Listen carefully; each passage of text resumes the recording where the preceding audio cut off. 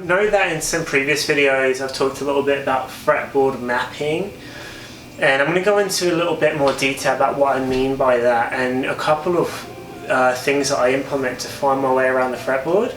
So fretboard mapping, all I mean is just giving yourself a mental roadmap or a mental GPS of the entire fretboard so you know where you are at all times. And then there's some ways I recommend to implement this. One is to get really good at your note names. Two is to know your scale shapes in 1 and 2 octave shapes. Learn them horizontally across the fretboard and learn them vertically up and down. Map out your arpeggios, know where your arpeggios are at, and your scales, pentatonics, 3-note strings, and whatnot. Right, so the way that I really think about the fretboard is I really look at the 3-note string modal shapes. What I mean by that is the Ionian shape, Dorian shape, Phrygian, Lydian, Mixolydian, Aeolian, or natural minor, and Locrian. Right, so if you're not familiar with these, tons of videos on them. I'm just going to go over them with you briefly. I'm just going to go over them with you briefly right now. And remember, as we go over these modes, I'm not trying to go into the flavor of them. So each one of these modes has their own unique flavor that brings out their own unique sound, and the way to bring that out is to play the scales over the corresponding chord which lives within the scale, or one of the corresponding chords that lives within the scale, to really bring out highlight the flavor of the notes that live within it. So, but that's a whole lesson for another time. That's more of a modal lesson. Right now I'm purely talking about fretboard mapping and how I find my way around. So when I talk about these modes, I'm literally talking about the shape. I'm not talking about the flavor, I'm not talking about the sound, I'm talking about the shapes, right? So this is just how I think of the fretboard. So let's just say we're in the key of E minor or G major, which is the relative major of E minor. So what I would do is I would start all the way over here and I would play my G Ionian scale, but on top of that I will mentally place my major pentatonic shape over the top of that. So there's 7 of these modal shapes that connect together across the fretboard, and then there's 5 pentatonic shapes that connect together across the fretboard. So if we connect all 7 of our modal shapes together, then we can look at it as being one big scale that connects the entire fretboard. Now we have 5 separate pentatonic shapes. Now if we connect them together, we have one giant scale that connects across the fretboard. Now if we kind of pick them apart and put a magnifying glass on each one, we can kind of see how they align and how they overlap. And I'm going to show you how I think about it right now. So look, the easiest way is for me to just play them. I'm going to show you. So say if we're in G major, right? So I'm going to go G Ionian.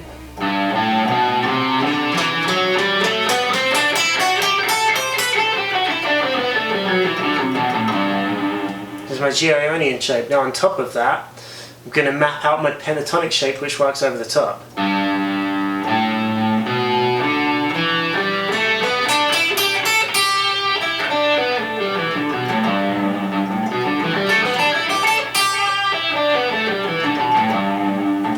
Right, so I know that sits directly on top of the G Ionian shape. Now that just kind of gives me a few more options to play with when I'm soloing, and 99.9% of the time when I'm playing something that sounds kind of tasty, like a tasty lick, it's going to be based around some kind of pentatonic shape in that area, most of the time.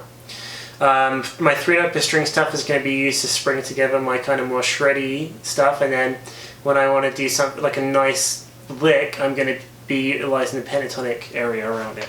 Now I don't really consciously think about this, it's just what I've noticed that I do quite often. Alright, so now let's look at the Dorian shape. I'm starting this in A.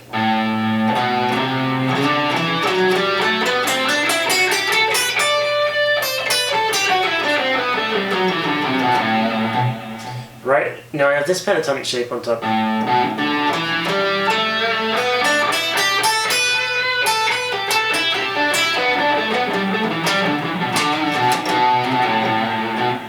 Right, so I can kind of mix them together in my soloing.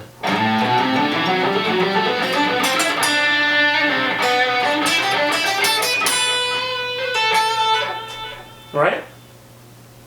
Okay, let's move on from that. Now I have my Phrygian shape.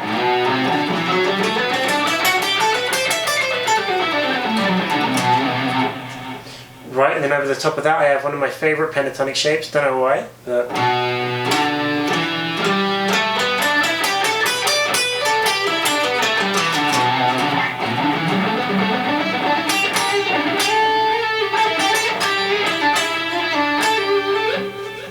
Right, so I got that going on. I switch between them all the time.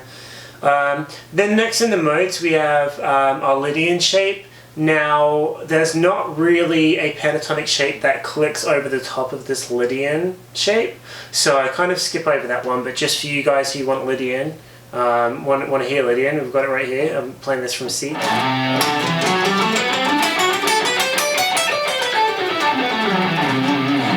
Okay, so then on to Mixolydian. I'm starting this from D. So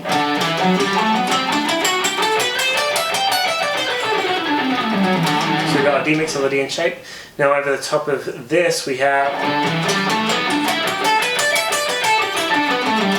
this pentatonic shape I might use quite a lot.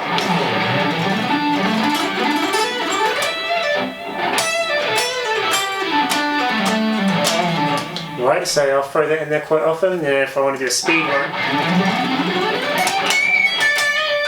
I have my Mixolydian shape. Right, on to Aeolian, or our natural minor, it's just a fancy way of saying minor scale, so it's our default go-to minor scale. I'm playing this in E.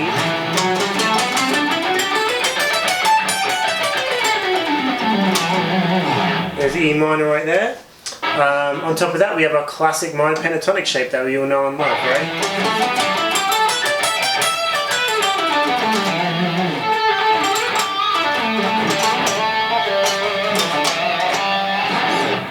Alright, then we have our Locrian shape. Now there's not really a pentatonic shape that clicks over the top of the Locrian shape, so we'll skip over that, but here's just what the Locrian shape sounds like for those of you that want to hear it.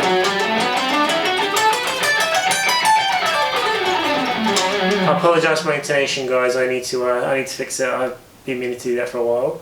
And then we're back to G major again, all the way up the top. Okay, and then we have obviously the pentatonic shape that fits over.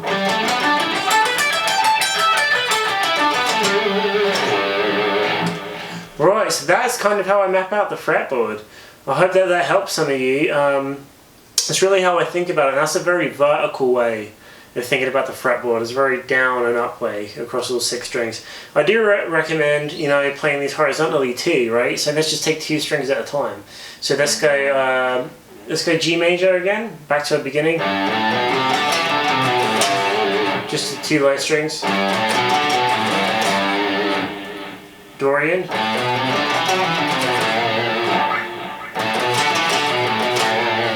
Phrygian.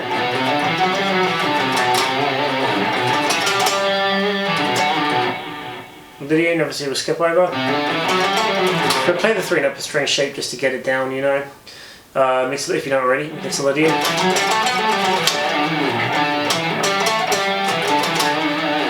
Aeolian.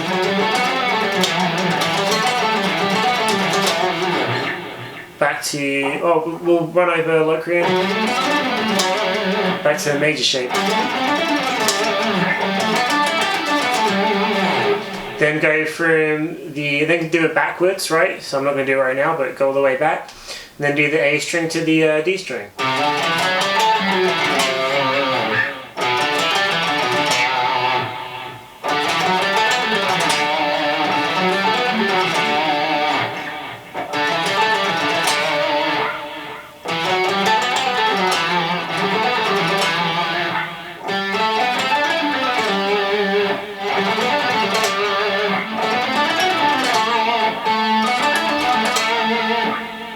You get the idea, right? So that is how I map out the fretboard. Hopefully, that's just one of the ways. There's I map out the fretboard using chords as well and arpeggios. That's something for a whole other lesson, but I wanted to just do a quick breakdown of this because I was going over it quite a lot with my students and it was helping some of them. So much love, guys. Thank you so much for clicking on my video once again. If you could do something for me, if you've enjoyed this video, please hit the like button. This is please hit the like button, the subscribe button, and the notification bell. And also leave me a comment, let me know what other kind of videos you guys want me to do. I try and get back to everyone as fast as I can, sometimes it takes me a little while. And also guys, if you please go to JackyVincentOfficial.com and go to my homepage and subscribe to my mailing list, and you will get like really cool offers, secret coupon codes, and notifications about cool stuff I have coming up and whatnot. Much love guys, I hope that helps some of you. Peace out, I will see some of you on tour soon, and rock on.